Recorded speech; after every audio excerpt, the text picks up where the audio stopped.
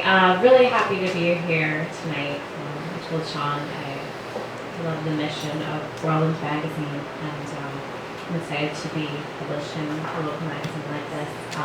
This is a piece that can everyone hear me okay? No. Is this okay? Okay. Wow. This is a piece I wrote a number of years ago. It's kind of been reworking it since then, but it was right after college at St. Joe's here in Philly, following kind of this feeling of very accurately paralysis, where I had a lot of ideals, but not a lot of idea of what to do with them, and I was able to, very fortunately for myself, take a trip to Kenya immediately after college, following some work I'd done with an organization affiliated with St. Joe's that was also affiliated with an orphanage in Kenya immediately after.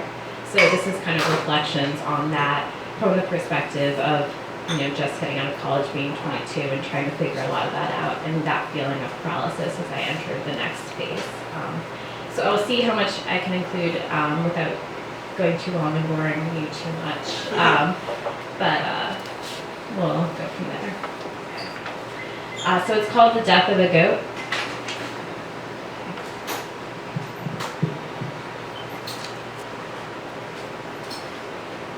My brother was killed like a goat, Boy said, leaning up against the crumbling concrete wall of the old campsite. What? I said. That's why I didn't watch when they killed the goat today. My brother was killed like a goat. That's awful, Boy. I'm so sorry. I leaned against the wall next to him, my mind racing with doubts about if I could begin to understand his situation, if I could appropriately respond, and then just as quickly, if Boy was telling the truth, if his brother really was beheaded with a knife.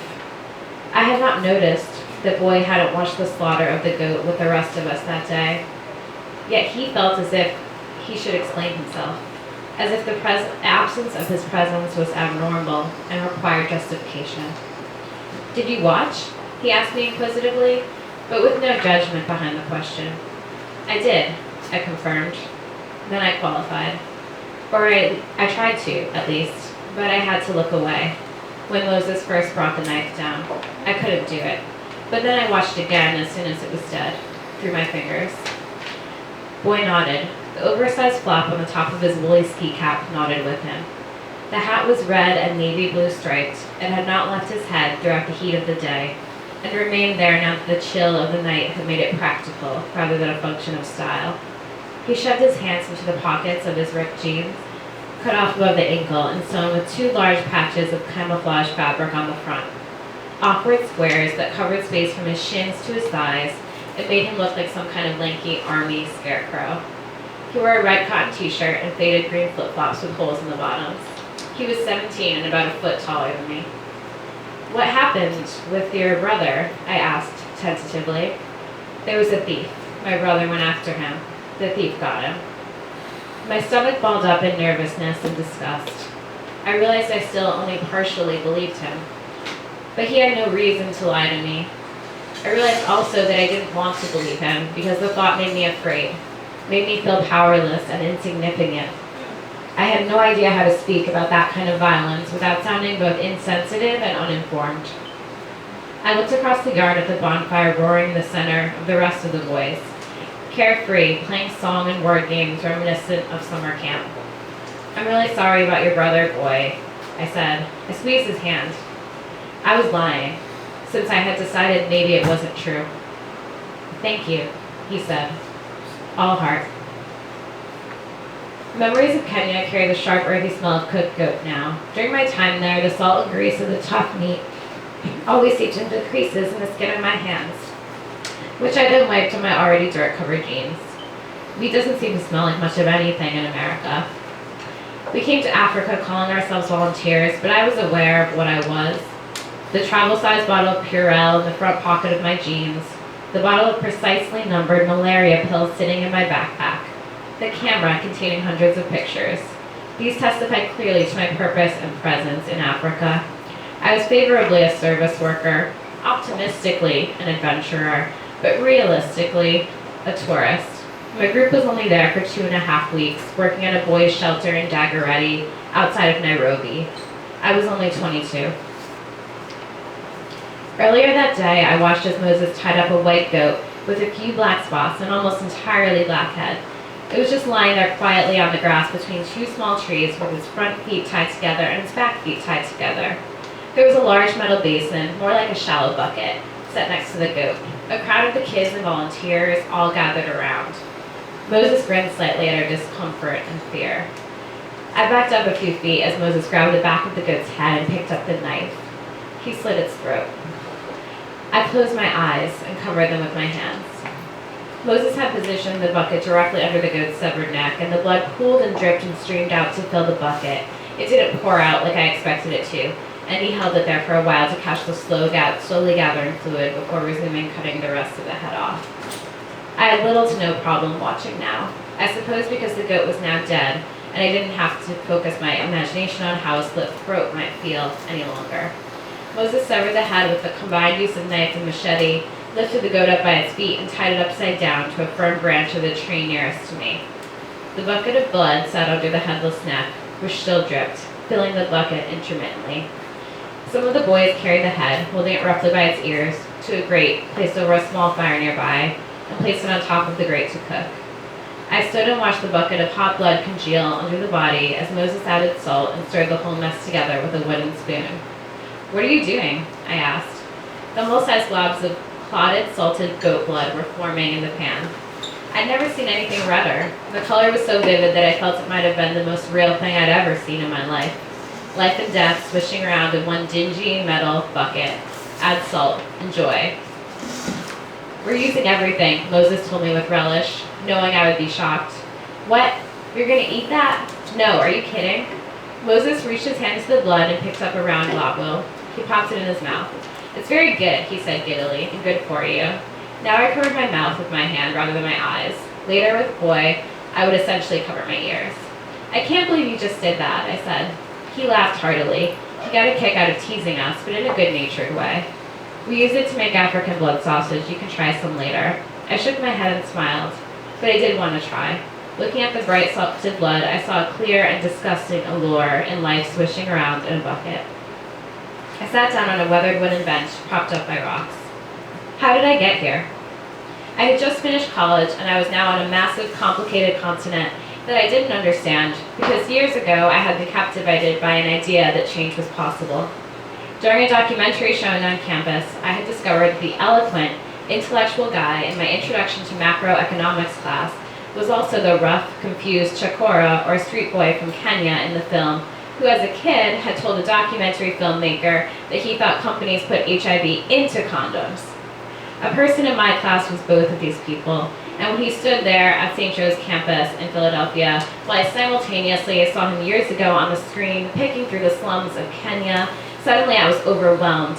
He had gotten a scholarship to the university, and he was trying to change things back in Dagoretti.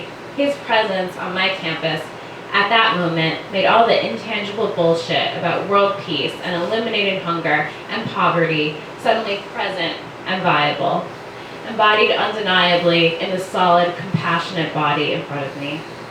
It broke and renewed my heart. I wanted to go, to see, to help. But now I sat in Kenya, having just driven through the mountains over the Rift Valley, and all of it seemed unreal again. I was here, and once again, more jaded than I was 4 years ago, standing in that theater. Hardly world-weary. I loved the world. I was obsessed with the world. I wanted to go everywhere and do everything. But I had lost faith. Lost a certain confidence in my ideals and in my goals, in my ability to help anyone, in what I thought about love, and in what I thought about life. I had a filter that didn't allow me to be properly horrified by a teenager telling me his brother's head was cut off. I had an attitude that made me feel better than my friends because I watched a goat be slaughtered and they didn't. I had broken up with my first real love, a boyfriend of 4.5 years, because not only did I not love him anymore, but I was also in love with someone new back in Philadelphia, an absurd and inconvenient type of love, the kind that demands of you reckless cliches of heart stopping and lungs giving out and head turning to fog. And as I sat on the decaying wood of a foreign continent 8,000 miles away. I wished I could see him, this new him. And I wondered about how quickly life passes out of existence, like love, which before now I didn't think could. And I thought maybe my first love dying, a love that had seemed to me in my small and sheltered life to be as grand and permanent as any writer could have written. Maybe even that love dying shouldn't be such a shock in the face of the end of a life. Because that goat had eyes that saw me, and it felt the grass that I was walking on, and it had black spots on its sides at certain angles, which made it unique from any other goat. And because that goat lived in Africa for years and felt the lukewarm sun of the elevated plains of Kenya on its back since it was born. As they skinned it first and then began removing its organs, I saw from afar its intestines, packed with 100 tiny balls of shit that would never make it to the ground, never wind up under someone's unsuspecting foot, or become part of a more fertilized earth. That goat had been alive, and then a knife flashed in the afternoon light, and a breath was inhaled, and the goat's eyes did not see anymore. That goat could die just like that. Of course love could too.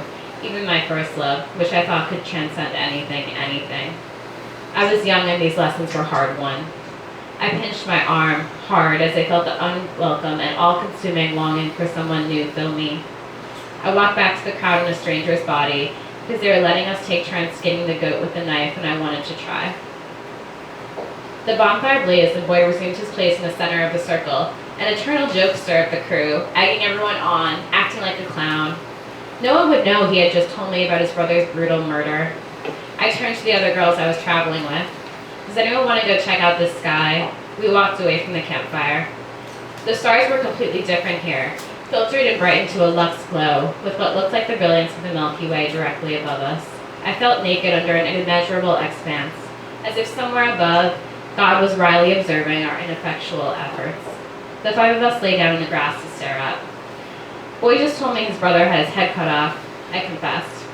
What? Holy shit, Kate said. Yeah, like a goat. That's what he said, I explained. I didn't know what to say. What do you say to that? I was wondering if it's really true. Brittany, who had been quiet today, spoke up. Moses told me that Boy was living in the slums of Dagoretti when they found him. He had no family, but once D4K took him in and gave him a home, a family appeared. Dagoretti for Kids, or D4K, was the nonprofit organization we were working with in Kenya. It functioned as a home for abandoned or orphan boys in the area. Brittany said, you know how dark and tall Boy is? These people look nothing like him. They're all pretty light-skinned and short, and they have no connection to him. They just heard about him and claimed him, so maybe someone in the family did get killed like that, but it's not actually Boy's brother. I nodded, but this information didn't really do anything for me. The point wasn't whether they were related by blood. The point was whether it happened. I lay there and thought about it some more, thought about Africa. After all these years, I was in Africa. I stood up and brushed the grass and dirt particles off of me, walking back towards the light of the campsite. Ew, stop a second. Jess addressed me from behind as she followed me back. What? I said. You have mud or crap or something on your jeans. She wrinkled her nose and pointed to the offending area. I looked down at the right leg of my jeans, and sure enough, a small cluster of smeared brownish-black orbs of shit were spattered and clinging to the faded denim below the back of my knee, matted with bits of dead grass. Fuck you too, goat, I said, as I grabbed a stick and wiped the shit off my jeans and back onto the earth. Life was quick. Death was quick. Boy's brother, who wasn't his brother, was dead. I loved someone else, and would love someone else again after that. And God was laughing at me from the Milky Way, while I wiped the goat shit I had been mourning back to the earth where it belonged, where it could fertilize something, maybe. I ran over to Boy, who was taking a rest from his dancing and carrying on, sitting in the grass directly outside the circle of the fire, his long arms wrapped around his longer legs, his chin on his patched knee. Boy, I said. Yes? He lifted his head and looked up at me. I'm really sorry about your brother. Let me know if you ever want to talk about it. I'm here, I said, exhaling the breath I had been holding in. He nodded, just once, firmly. Thank you, he said, all heart. Thank you.